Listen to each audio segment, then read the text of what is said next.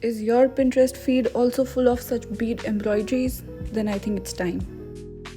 Welcome back to One by One, and today we are going to do some bead embroidery on this plain white t-shirt that I don't really wear anymore. I'll show you all how I embroidered this cute little martini on my t-shirt. Starting with the stuff you need for this project, of course a t-shirt, an embroidery hoop with an adjustable outer ring, a water erasable marker, you can easily get it on Amazon, of course a measuring tape, and a basic sewing kit. Lastly, you will need some beads. I'm using glass beads here from Itsy Bitsy, and a box from Amazon for me to organize the beads so that it doesn't fly everywhere.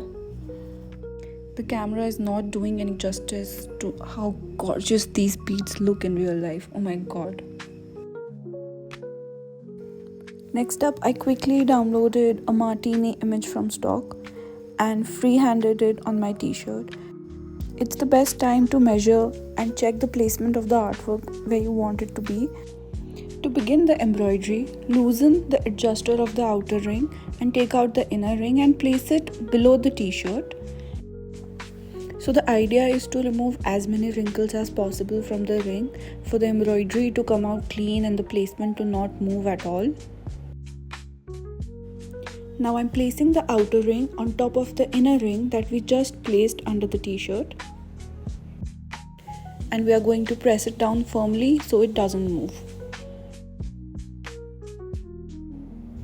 Here I have taken a needle. You'll have to check if the needle passes through the beads because the holes in the beads are really very small.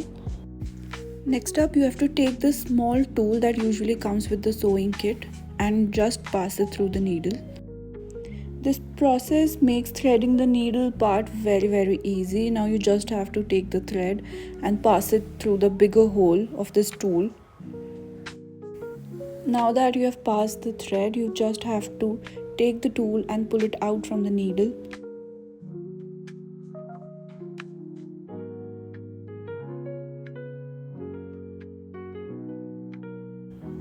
Make sure the length of the thread is at least 15 to 20 centimeters long so that you don't have to repeat the process again and again. Now I'm just tying a knot to secure the ends. The stitch that I'm going to use today is called back stitch.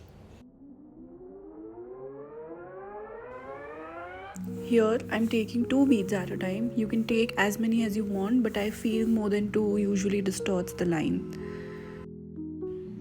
Next, I've placed the beads on the marked line so that it doesn't move and the placement is correct.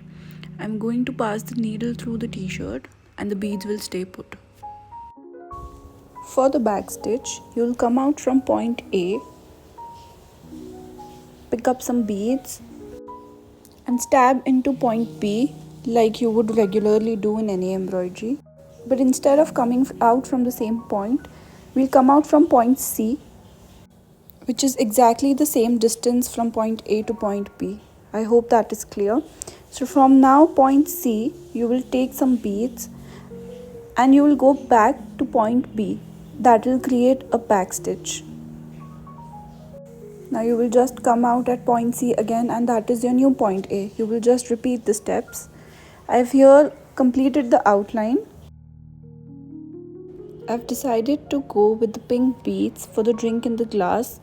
I think it will complement nicely with the green olives. I'm going to fill the empty space using the same old back stitch. If you want, you can use the single stitch, but I feel this is more sturdy and the chances of beads falling out is less.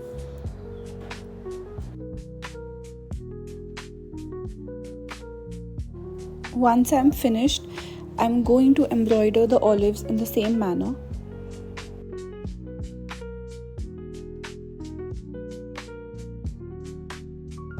I'm just putting beads wherever there's an empty space.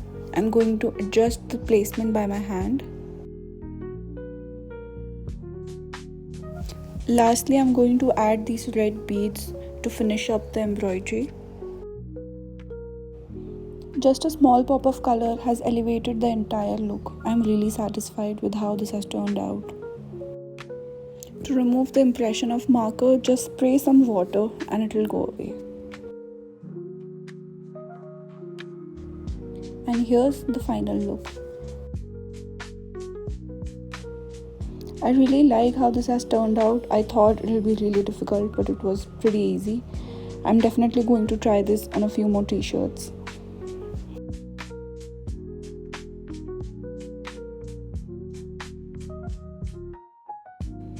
Let me know if you guys like how this t-shirt turned out in the comment section.